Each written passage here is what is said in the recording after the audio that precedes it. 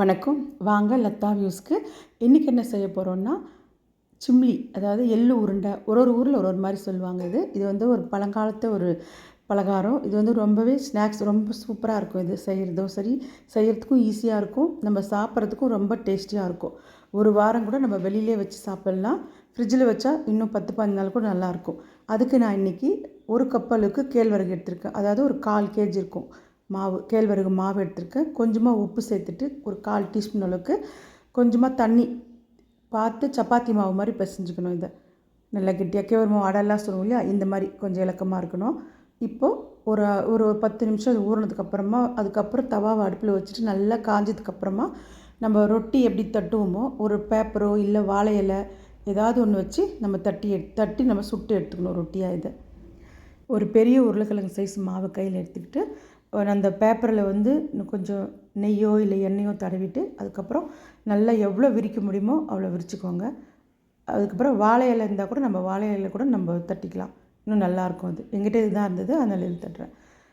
தவா நல்லா சூடாக இருக்கணும். மீடியம் ஃப்ளேமில் வச்சுட்டு ஒரு ஸ்பூன் எண்ணெய் ஊற்றிட்டு 4 ரொட்டி வந்துச்சு. அதை வந்து எல்லாத்தையும் நல்லா சுட்டு எடுத்துடலாம்.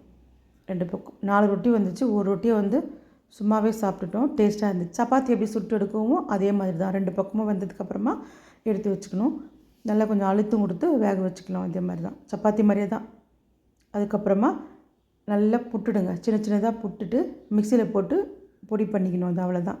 ஆறுனதுக்கப்புறமா ஸ்கூல் பசங்களுக்கு ஸ்நாக்ஸாக கொடுக்கலாம்.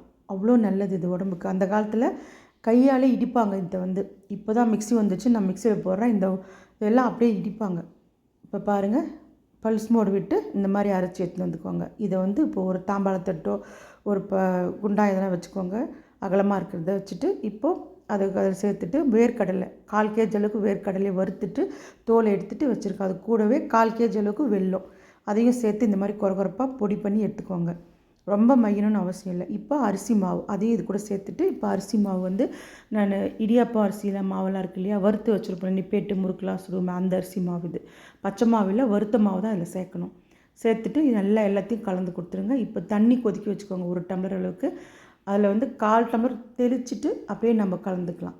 பாருங்கள், கை வச்சு நல்லா ஆறுனதுக்கப்புறமா கை வச்சு கலந்துட்டு கொஞ்சம் இலக்கம் தண்ணி அதிகமாக இலக்க மாட்டாலும் பரவாயில்ல, ஒன்றும் தப்பு இல்லை.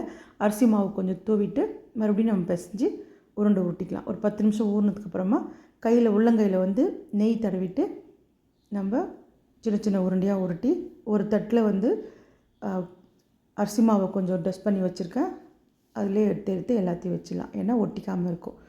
ஒரு வாரம் இல்லை, 10-15 நாள் கூட இது வச்சு சாப்பிட்லாம், நல்லாயிருக்கும். ஃப்ரிட்ஜில் வச்சிட்டிங்கன்னா 15 நாள் வச்சுக்கலாம். வெளியே வச்சு சாப்பிட்றதுன்னா ஒரு வாரம் வரைக்கும் வச்சுக்கலாம். செஞ்சு பார்த்துட்டு எப்படி இருந்துச்சுன்னு மறக்காமல் கமெண்ட் பண்ணுங்கள். தேங்க்யூ.